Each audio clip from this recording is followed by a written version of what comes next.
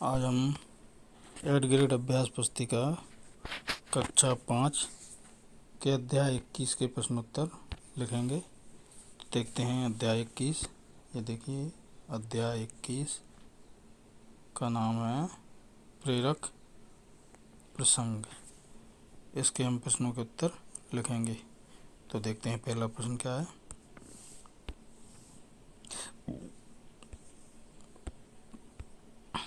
ये देखिए बहुविकल्पीय प्रश्न।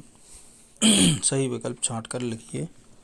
प्रश्न क्रमांक 1, पुंडलीक ने किसकी सेवा को सर्वोपरि माना? विकल्प देखते हैं। ए भगवान की, बी माता पिता की, सी इंसान की, डी स्वयं की। सही विकल्प है बी माता पिता की। अगला प्रश्न है दूसरा, आकाश शब्द का पर्यायवाची शब्द क्या होगा? विकल्प देखते हैं। ए नभ, बी तारे, सी जलज, डी बादल। तो इसका सही विकल्प है ए नभ। अगला प्रश्न है, सुकरात ने किसे अमर बताया है? विकल्प देखते हैं। ए परमात्मा, बी देह, सी प्रेतात्मा, डी आत्मा। उत्तर है डी आत्मा। प्रश्न क्रमांक 4, पाठ के अनुसार चित्त शुद्धि रूपी अनमोल फल कब मिलता है? विकल्प है। ए जब पानी शुद्ध हो, बी जब पवित्र नदी में स्नान हो, सी जब भावना शुद्ध हो, डी जब पवित्र भावना से स्नान हो। उत्तर है डी जब पवित्र भावना से स्नान हो। प्रश्न नंबर 5, गंगा भगवान विष्णु के पद कमलों से निकली है। वाक्य में पद कमलों का क्या अर्थ है? विकल्प देखते हैं। ए पैर पर कमल, बी कमल समान पैर, सी कमल पर पैर, डी पैर पर कमल। उत्तर है बी कमल समान पैर। अगला प्रश्न है, नीचे दिए गए शब्दों में से उचित शब्द चुनकर रिक्त स्थानों की पूर्ति कीजिए। ये देखिए ये शब्द हैं। आसक्ति, भगवान, माँ बाप, सुरसरी, भक्ति, विरक्ति, विष, अमृत। तो इन शब्दों का उपयोग करके हमें नीचे रिक्त स्थान भरना है। प्रश्न क्रमांक 6 देखते हैं। गंगा को रिक्त स्थान भी कहते हैं। 7वां है, सुकरात को रिक्त स्थान देकर मारने की सजा दी गई। प्रश्न नंबर 8, जब किसी को हानि पहुंचाकर किसी अन्य को लाभ देते हैं तो वह रिक्त स्थान कहलाती है।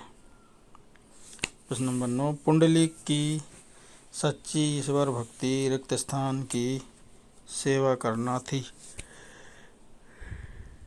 प्रश्न क्रमांक 10, आसक्ति शब्द के विलोम शब्द के रूप में रिक्त स्थान का प्रयोग किया जाएगा। और देखिए प्रश्न क्रमांक 6 के रिक्त स्थान में सुरसरी लिख लें। प्रश्न क्रमांक 7 के रिक्त स्थान में विष।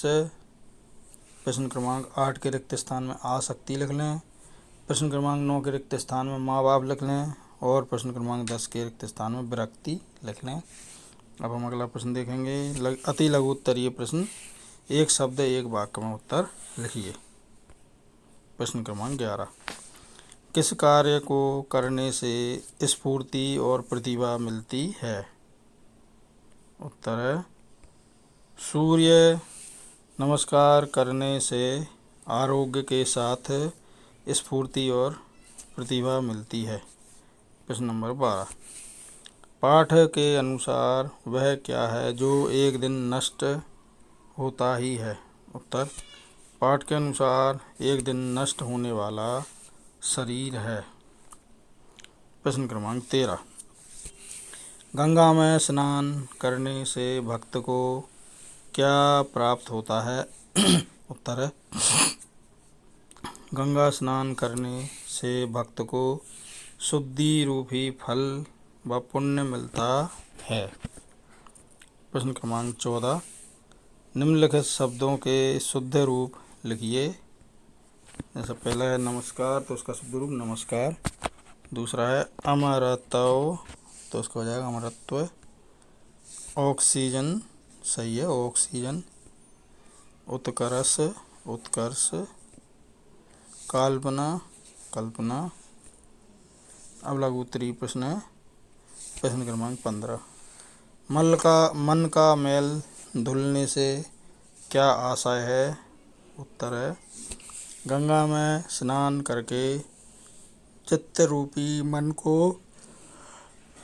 शुद्ध करने से मन का मैल धुल जाता है। प्रश्न क्रमांक 16। सुकरात अपने शिष्यों को क्या शिक्षा दे रहे थे? उत्तर है सुकरात अपने शिष्यों को आत्मा के अमरत्व की शिक्षा दे रहे थे। प्रश्न नंबर 17। सुकरात ने ऐसा क्यों कहा कि मुझे ना कोई मार सकता है ना कोई गाड़ सकता है? उत्तर है सुकरात ने ऐसा इसलिए कहा कि आत्मा अमर है, ना कि उसे कोई मार सकता है ना गाड़ सकता है। मेरी आत्मा अमर है क्योंकि सुकरात को विष देकर मारने की सजा दी गई थी। प्रश्न क्रमांक 18। वर्ग पहेली से दिए गए शब्दों के विलोम शब्द छांटकर लिखिए। ये देखिए, जवाब, दुख, लाभ, जीवन। ये देखिए वर्ग पहेली है।